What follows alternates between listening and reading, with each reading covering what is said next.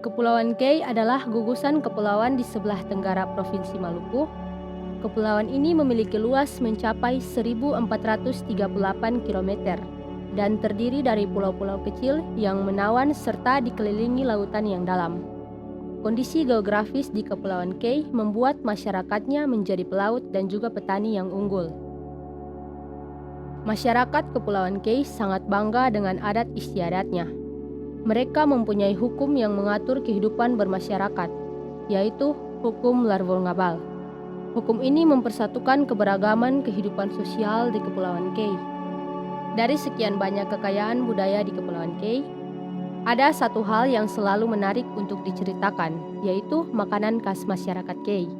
Ada beberapa jenis makanan khas masyarakat Kei, baik dari hasil laut dan juga hasil darat. Tetapi di video ini, kita akan membahas tentang makanan pokok orang Kei yang bernama embal. Makanan ini sangat menarik untuk diceritakan karena embal adalah jenis ubi-ubian kayu yang mengandung racun sianida. Kalau embal mengandung racun sianida, pasti kalian ragu untuk menyantapnya kan? Tenang saja, karena masyarakat Kei sudah sangat mahir untuk mengolah ubi kayu yang mengandung racun sianida ini untuk kemudian dijadikan makanan pokok pengganti nasi. Jadi, seperti apa cara mengolah makanan yang mengandung sianida ini? Ayo kita pergi ke salah satu desa di Kei kecil, yaitu Desa Ngabu.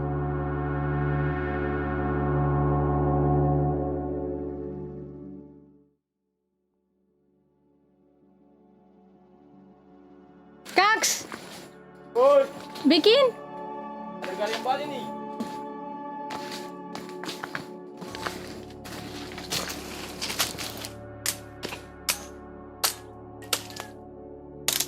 Jadi teman-teman, sekarang beta ada di kebun embalnya Kakak Ronald. Dan kebetulan sekarang Kakak Ronald ada mau panen embal. Sekarang mari teman-teman kita sama-sama lihat proses pengambilan embal sampai dengan proses pengolahannya. Ih kakak, ini akan bentuk kayak kasbi ya? Iya, hampir mirip tapi di beda. Akan berbeda di mana tuh kakak? Kalau ini beracun ini. Ini embalin beracun. Kalau singkong kan seng. Tapi di beda di dipu daun. Kalau orang tahu tuh baru bisa kasih beda. Kalau orang sen tahu seng bisa kasih beda. Oh berarti kalau orang yang seng tahu lihat lah dong salah ambil nih berarti bisa keracunan ya Iya, kakak? keracunan. Embal ini kan mengandung sianida tuh. Kakak ini dong kira-kira kalau kakak dong tanam berapa bulan baru bisa panen? Ini kalau tanam begini dia punya untuk sampai panen itu 8 sampai 12 bulan. Embal mirip dengan singkong dari bentuk pohon dan juga daunnya. Cara penanamannya pun sama, hanya saja singkong tidak mengandung racun seperti embal. Nah, perlu diketahui bahwa semua bagian dari pohon embal bisa dimanfaatkan. Daunnya bisa dijadikan sayur, batang pohonnya bisa dijadikan bibit untuk tunas pohon baru. Kemudian embalnya bisa kita olah menjadi berbagai jenis makanan. Proses penanaman pohon embal ini bisa dibilang unik, karena ketika selesai dipanen, batang pohon embal dipotong menjadi stik dan kemudian ditanam ulang. Dalam waktu 8-12 bulan, embal itu kemudian sudah bisa dipanen lagi. Selesai dipanen, embal tidak bisa langsung disantap, tapi harus diproses dulu untuk membuang kandungan racun sianida di dalamnya. Proses ini dinamakan lulun. Lulun adalah proses pemerasan embal yang sudah diparut. Embal yang sudah diparut dimasukkan ke dalam karung, kemudian ditindih menggunakan batu-batu besar untuk memeras keluar air dan hasil parutan embal tersebut. Nah, disinilah proses di mana racun-racun sianida dipisahkan dari embal. Air yang keluar dari perasan embal itu tidak dibuang. Air perasan itu dipercaya bisa menyembuhkan kanker dan beberapa penyakit kronis lainnya. Masih perlu uji klinis dalam hal khasiatnya, tetapi ada banyak orang yang mengaku sembuh dari beberapa jenis penyakit setelah menjalani terapi air embal ini.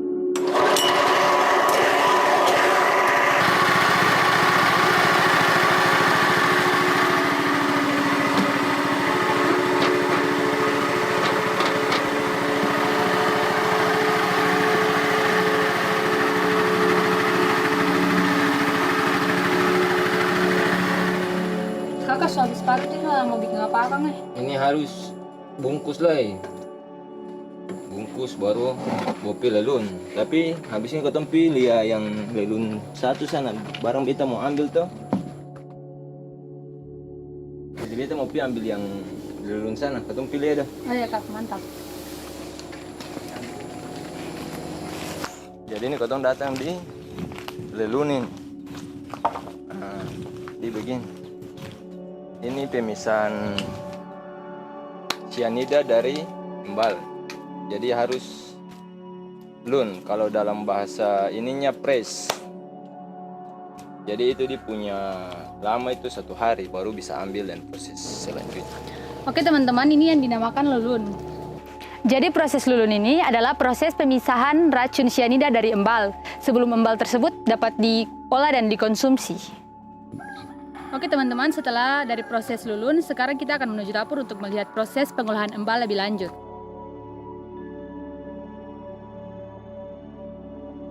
Selamat siang, Mam.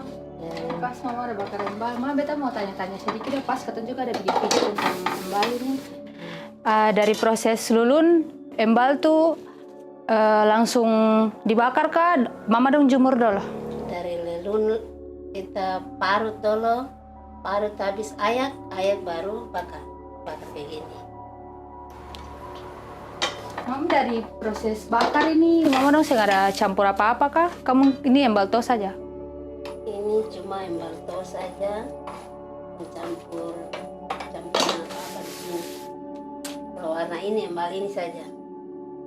Oh, berarti saya pakai gula kah, kelapa? Kali ini saya pakai gula, kalau campur kalau embal kacang baru kita campur kacang dengan gula. Kalau kelapa saya campur. Ini toh saja. Oh. Mama setelah Mama dong bakar ini, mungkin Mama dong masih jumur kah? Mungkin ada proses lain kah atau bisa langsung makan? Kalau mau makan juga bisa langsung makan. Kalau kita mau bawa ke pasar mesti asar sedikit di sana baru jemur. Jemur kering baru bisa bawa ke pasar. Jemur tuh waktu berapa lama? Jemur sampai kering. Kering garing baru angkat. Oh. Mama mungkin beta bisa coba kah? Coba bakar. Coba bakar, mari silakan. Dulu saja dari itu.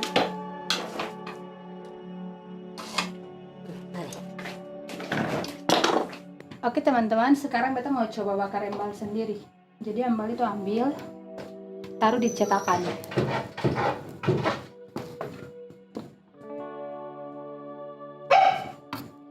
Jangan lupa kasih rata Kang.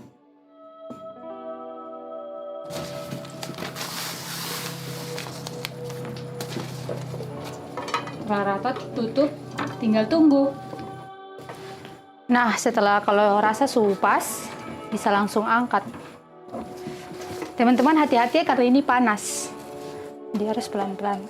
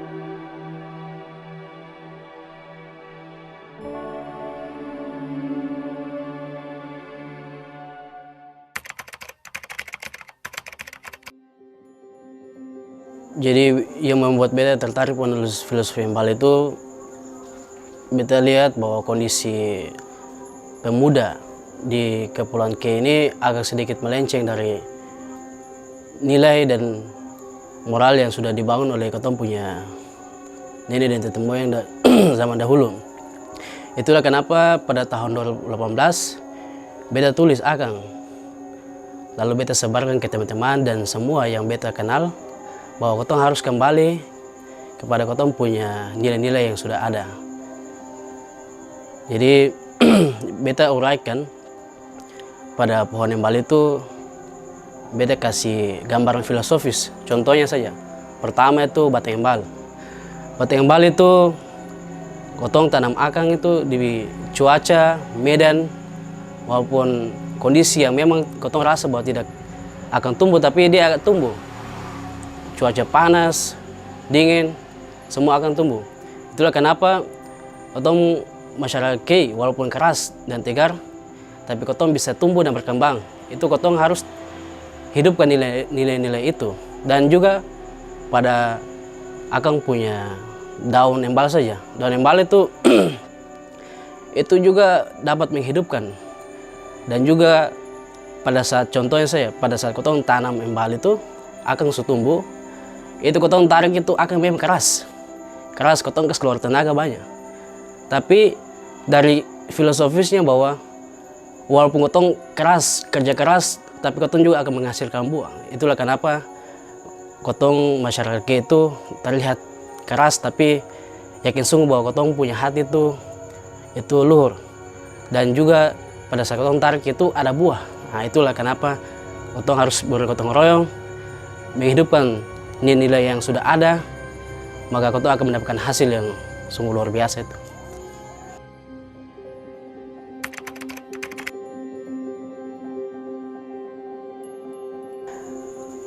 Kalau beta lihat itu memang agak sedikit sudah mulai kotong hilang dari konsep yang kotong punya oyang bangun itu, karena situasi global era globalisasi kan memang dia sangat kencang. Jadi itu kenapa beta rasa beta tulis itu lalu menghidupkan suasana itu. Dan alhamdulillah puji Tuhan sudah banyak dukungan dan banyak juga yang suruh untuk kotong kembangkan dalam bentuk tulisan. Dan terus sampai sekarang beta secara pribadi dan teman-teman yang lain kotong akan terus bekerja keras untuk kotong hidupkan kembali nilai itu, baik dari bentuk komunitas dan sebagainya.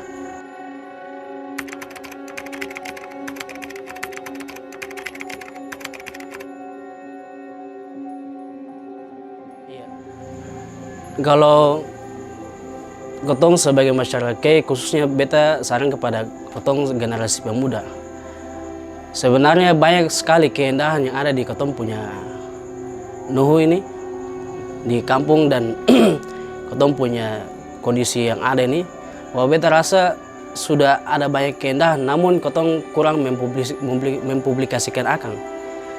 Itulah kenapa beta tulis akang itu, karena banyak hal yang memang kotong harus beda akang, dan memang kotong harus publikasikan bahwa memang kotong orang K ini punya banyak hal yang memang harus disampaikan kepada masyarakat banyak.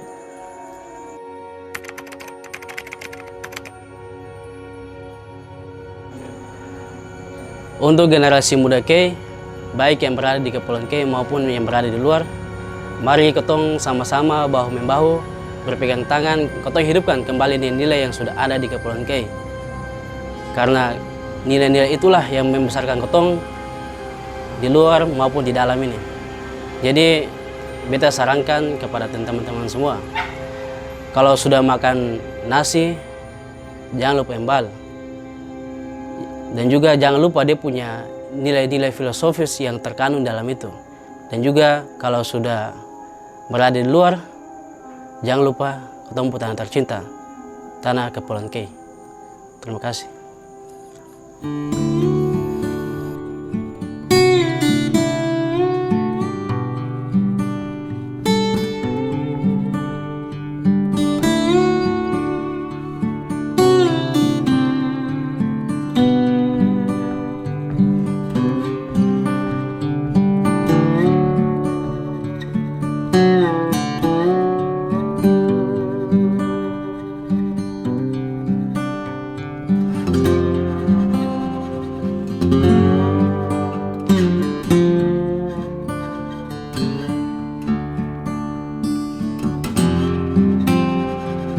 Oke.